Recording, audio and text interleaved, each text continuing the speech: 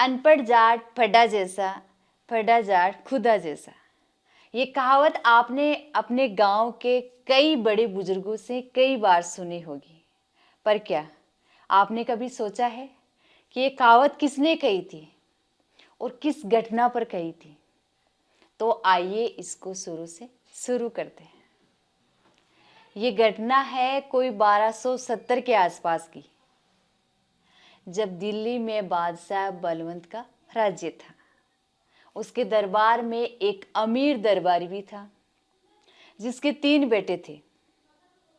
कहा जाता है कि उस समय उस दरबारी के पास 19 घोड़े भी थे। जब उस दरबारी का अंतिम समय आया तो उसने अपने बेटों के नाम एक वसीयत लिखी थी। क्या थी वसीयत? उस अमीर दरबारी के पास वसीयत में जो 19 घोड़े थे, उसकी उसने वसीयत इस प्रकार लिखी थी, बड़े बेटे को उन घोड़ों का आधा हिस्सा दिया जाए, मझले बेटे को चौथा हिस्सा दिया जाए और छोटे बेटे को 5वां हिस्सा दिया जाए। अब तीनों भाई अपने पिताजी की 13वीं के बाद इन घोड़ों का बंटवारा करने के लिए बैठे, पर यहाँ एक समस्या आ गई। समस्या ये कि 19 घोड़ों का न तो आधा किया जा सकता और ना ही चौथाई व ना ही 5वां हिस्सा किया जा सकता। अब तीनों भाई इस बंटवारे को नहीं कर पाए तो वो बादशाह के दरबार में चले गए और बादशाह से इस बंटवारे को सही सही करने की गुजारिश की। बादशाह बलवंत ने सभी दरबारियों को एक जगह किया और दरबार में ये फैसला करने लगे। लेकिन यहाँ भी वही हुआ कि कोई भी दरबारी संतोषजनक फैसला नहीं कर पाया। उसी समय बादशाह के सबसे खास और प्रसिद्ध कवि अमीर खुसरो, जो बलवंत के दरबारी कवि भी थे, वो भी इसी दरबार में थे। उसने जाटों की पंचायतों के बारे में काफी सुना था। अमीर खुसरो ने बादशाह से कहा कि मैं जाटों के इलाकों में खूब घुमा हूं और उनकी खूब पंचायती फैसले भी सुने हैं। अगर इस समस्या का कोई हल कर सकता है तो वो है सर्वे खा पंचायत का कोई जाट मुखिया। लेकिन इसके विरुद्ध सभी दरबारियों ने इनकार कर दिया। क्यों? क्योंकि उनका मानना था कि जब राजा साहब और हम भी इसका फैसला नहीं कर पाए तो एक जाट मुखिया कैसे कर सकता है। चूंकि बादशाह बलवंत के पास कोई दूसरा ऑप्शन नहीं था, लिहाजा खुसरो की बात को स्वीकार करते हुए बादशाह ने किसी जाट मुखिया को बुलाने का फैसला किया और उसी समय सर्वखा पंचायत के किसी खास आदमी को चिट्ठी देकर गांव सोरम, जिला मुजफ्फरनगर भेजा गया।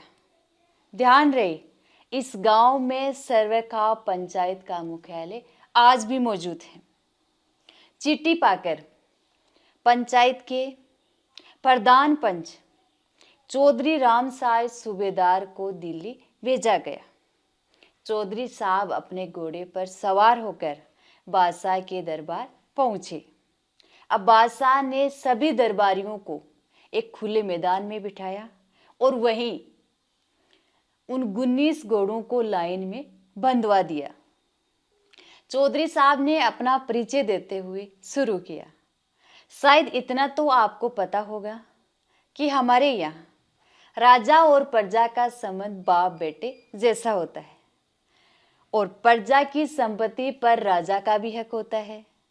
इसलिए मैं जो घोड़ा लाया हूँ उस पर राजा जी का भी हक है।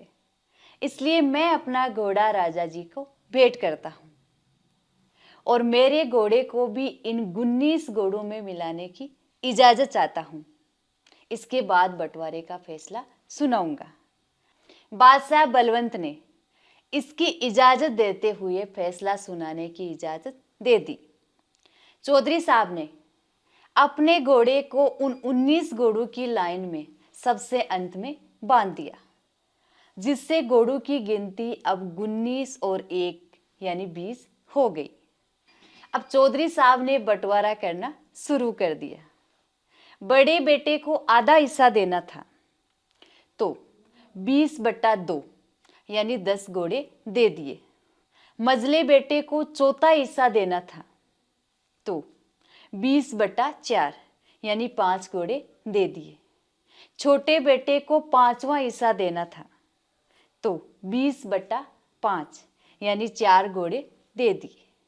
अब जब तीनों बेटों का हिस्सा बराबर हो गया तो अंत में 1 घोड़ा बच गया, जो वैसे भी चौधरी साहब का था।